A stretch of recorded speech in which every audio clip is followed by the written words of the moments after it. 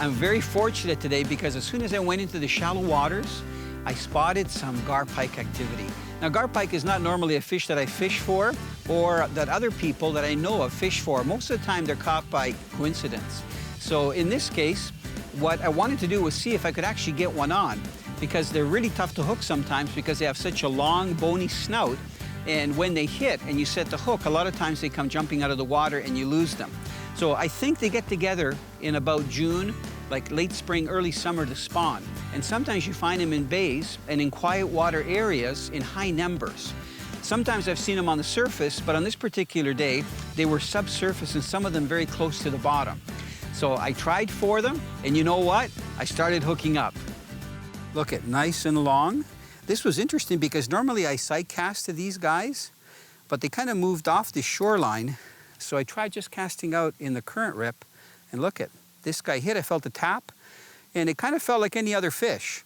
Look at how wide those fins are, the anal ones. It looks like a butterfly with those spots on them. That's what it reminds me of, like a monarch. Here, if he starts thrashing, we're gonna let go of him. He's kind of wrapped up in the line. He's got one hook just on the edge of the mouth.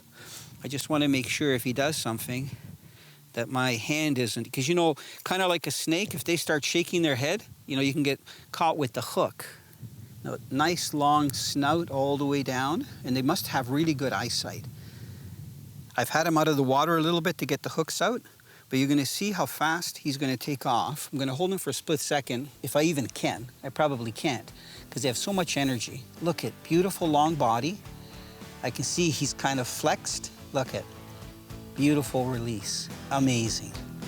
You know what I find? I've really been experimenting with lures over the last 30 years. When I see gar pike in a certain spot, they don't like a lure that has too much action, and they don't like it moving too fast. And for some reason, the original Rapala has that nice work from side to side. I think the fact that it rises up a little bit gets them interested in it, because I think gar pike don't feed going down, you know, like walleye or some other species of fish. They definitely feed near the surface, because I've seen them with their beaks out of the water and bait fish flying all over the place, and they'll actually grab a bait fish.